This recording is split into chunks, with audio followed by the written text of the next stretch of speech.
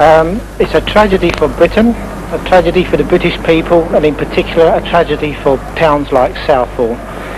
The reason for this is in the future, it was hoped that these people would integrate with the British, but there's no hope of that at all.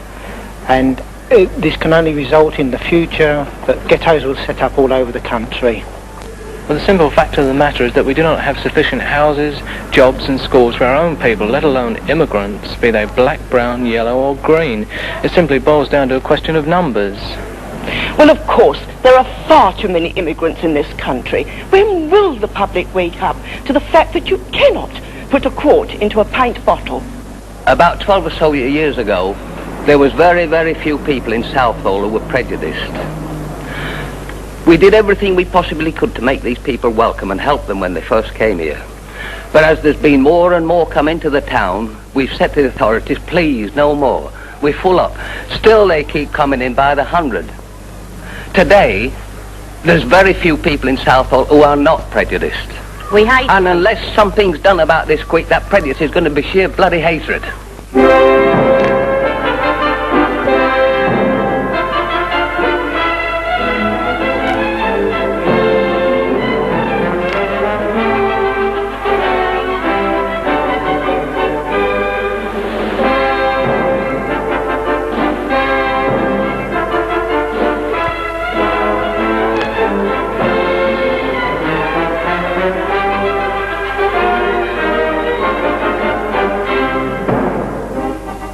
This is a film about race. That does not mean that this is a film about hatred, for the word discrimination does not mean that. Since the war, the people of this land have seen it change almost out of recognition. One of the biggest changes has been the massive inflow of hundreds of thousands of coloured immigrants. With them they have brought new and widely incompatible cultures, social customs and habits.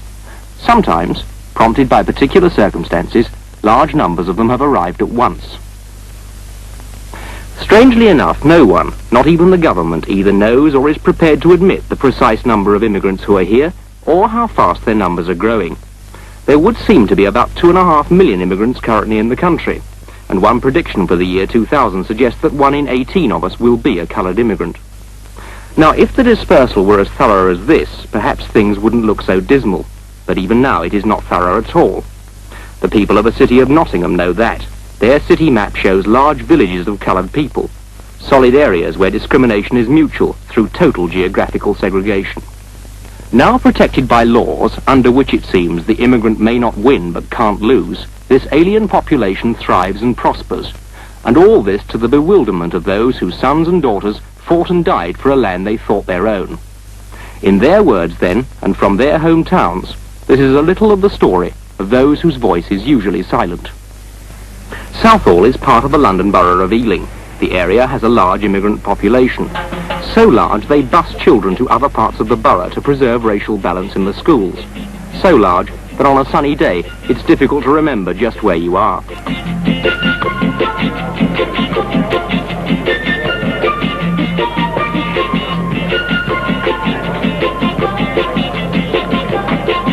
If we are obliged to have these immigrants, why can't they be dispersed to other areas, especially to the areas of these MPs and the people that welcome them to this country?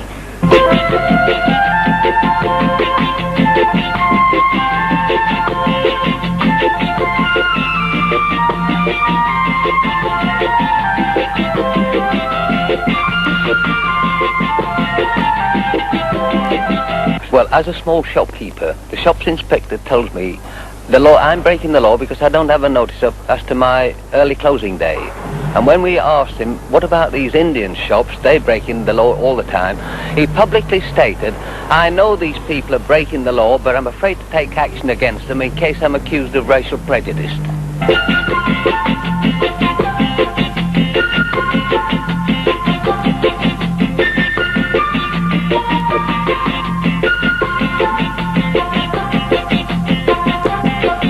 My grandparents were married here in 1867, and 6 generations of my family have lived here, but now I'm being driven out.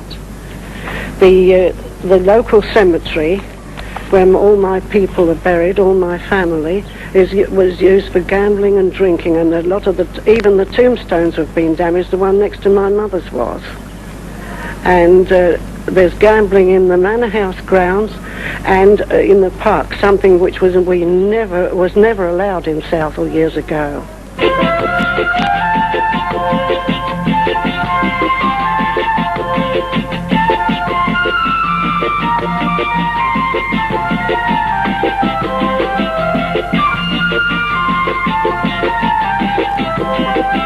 Immigration, there are too many immigrants in Southall, and the government have taken very little action in easing the situation or directing that immigrants should be dispersed from this area. And the housing problem, of course, is terrific.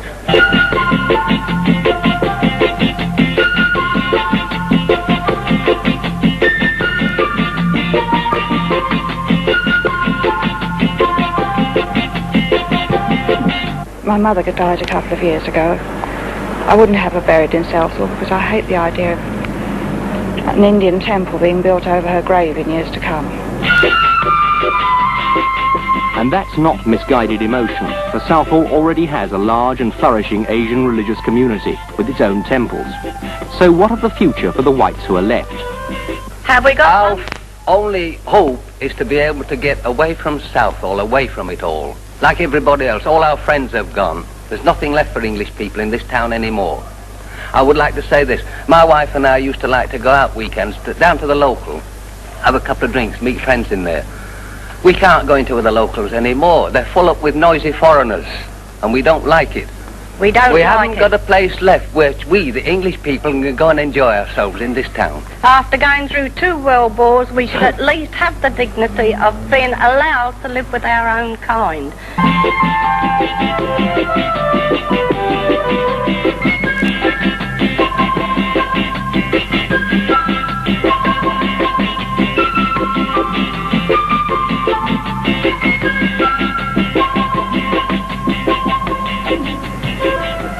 Smethwick, just outside Birmingham.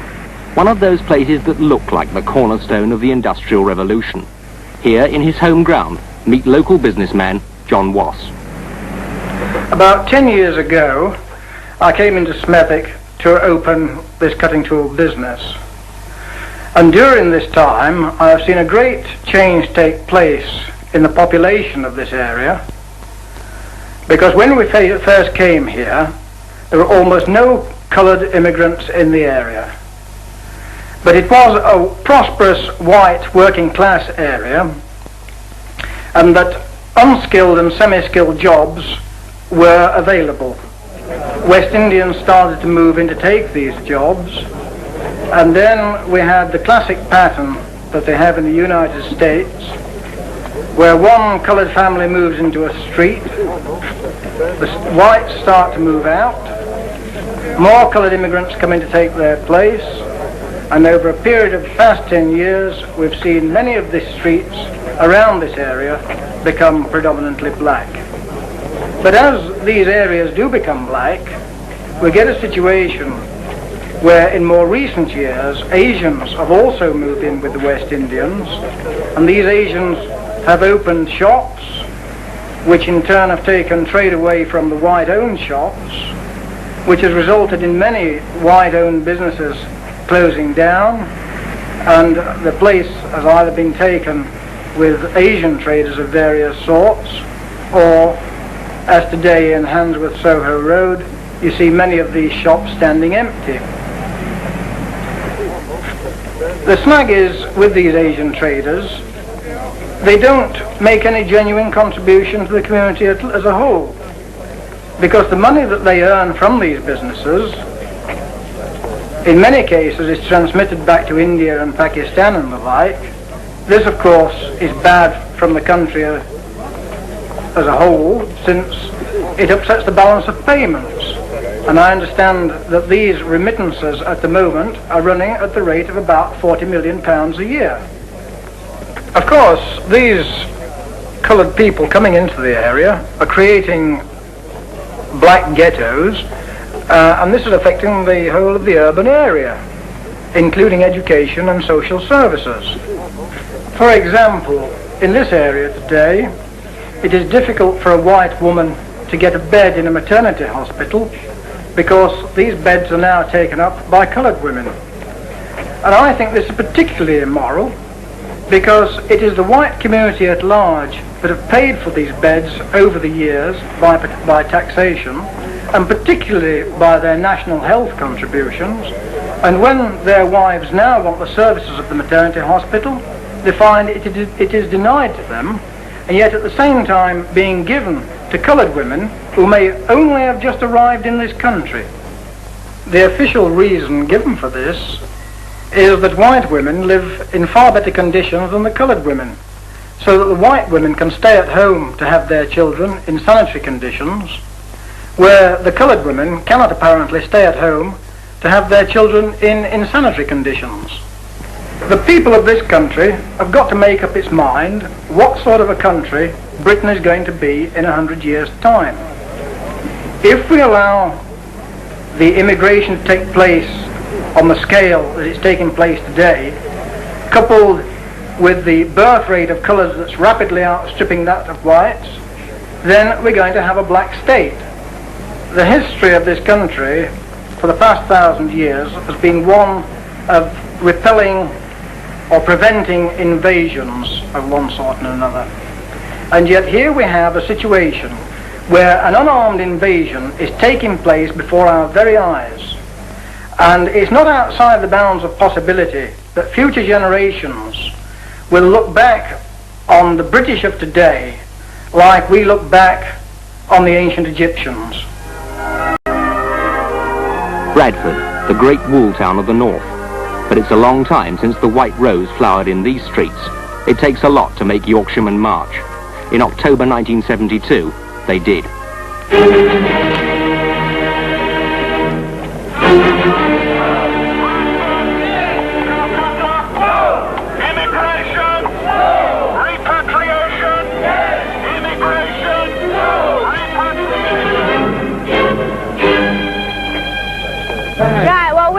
Manchester to support this meeting because we want our country to be not have so many immigrants. We've no room, we've no jobs, and our poor lads are fighting in Ireland while our own country's being invaded. I mean, the situation we've got now is that you can't find jobs, accommodation in your own towns. I don't come from Bradford. I'm here today to support the Bradford people because they've been left out. They don't get a say in what's going on. They're pushed up here, people are, the coloured people. They're put into an overcrowded situation and it's just leaving chaos behind. And we're going to try and salvage something from that. I mean, we can't really accommodate them with jobs and houses when we need them ourselves. Help them by all means, you know, after we've helped ourselves, but... And a lot of the factories down here, they're employing approximately 12 blacks to 1 white. Right!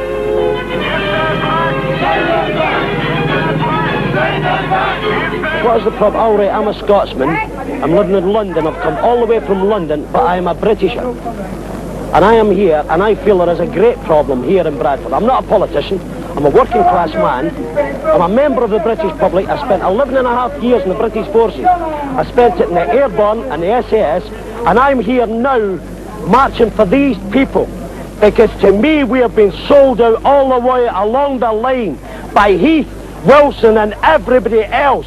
And I am not a politician, and I don't want to be interested in politics. Just a member of British politics, British public. That's all. There's too many people in the country, yet they keep letting these immigrants in, knowing very well that the vast majority of the British people are against this immigration. We've got enough in Bradford, let's keep them out. We've got enough over here. We've already got unemployment around this area, and we ought to see them kept out, the rest of them. We can stand so much, they've brought us too many over, and we are going to stand for it. We're going to fight against it.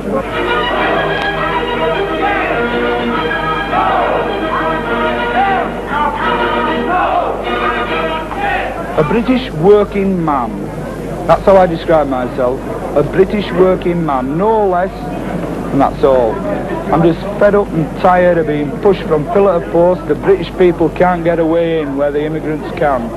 They get everything laid on a plate for them, they get money laid out for them just when they want it, and we get nothing. Sweet and simple nothing. All I want is the best for my children and my family and my people. That's all I want. just the best for my people and my country.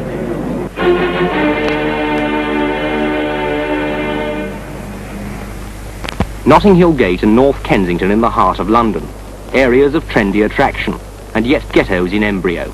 This is Geoffrey Baber, local councillor. The interesting thing about Notting Hill Gate, and where it differs so much from the other main immigrant areas, is that it doesn't have the real problems that other community areas such as Smethwick or Brixton have. Thanks to the borough's work, there's no more real housing problems or educational problems in Notting Hill Gate. However, Notting Hill Gate has for a long time been the real political focal centre for immigrant troubles and reaction. And this is largely centred around a restaurant in All Saints Road called the Mangrove. Now the Mangrove restaurant has been seen by many immigrants as a focal point for black influence, black culture and unfortunately black power. The owner has tried to run it in a reasonable manner, but he as a weak man has been able to be influenced by the anarchists in the Notting Hill Gate area, some of whom are white and a minority of whom are black. It seems these people exploited the inability of the owner of the Mangrove restaurant to keep in with the requirements of the borough and the police about hygiene and the normal management of a restaurant. And they've seen every attempt by the police to keep the running of the restaurant within the law as an attack on black people, or to use a common phrase, police harassment. As a consequence, following a police raid on the Mangrove to investigate a licensing problem, the anarchists in the area organised a march to take place as a protest about this alleged police harassment. Thousands of people met outside the restaurant and marched through the area. The police asked the organisers of the march to let them know its route. The organisers refused. The march was deliberately led into a small street which contained a number of building skips full of broken bricks. Needless to say, at the first opportunity, the marchers threw the bricks at the police, and full-scale riot erupted. What is interesting about these photographs is that most of the marchers are white. In Councillor Baber's opinion, the area is a prime example of exploitation of a minority group by those whose intent is not to help them, but to create total anarchy. Over the last few years, millions of pounds have been spent by the borough in the Notting Hill Gate area in order to bring up the housing standards to an acceptable level. This, as you can see, has now almost been completed. If the immigrant allows himself to be continued to be exploited, it foretells ill of the future. So what then is the answer? Does anybody know? Enoch Powell. That nation will be ill-counselled which allows its statesmen to predict only what it is pleasant to hear. Former Home Secretary Reginald Maudling. How can we reconcile repatriation with our desire to make one single community in this country? Sir Robert Mark. Give me a good batch of young immigrants as police cadets, and I can promise you a real change in the atmosphere very quickly. And this is Mark Bonham Carter. When he was chairman of the Race Relations Board, he said, "It's only a short-term problem."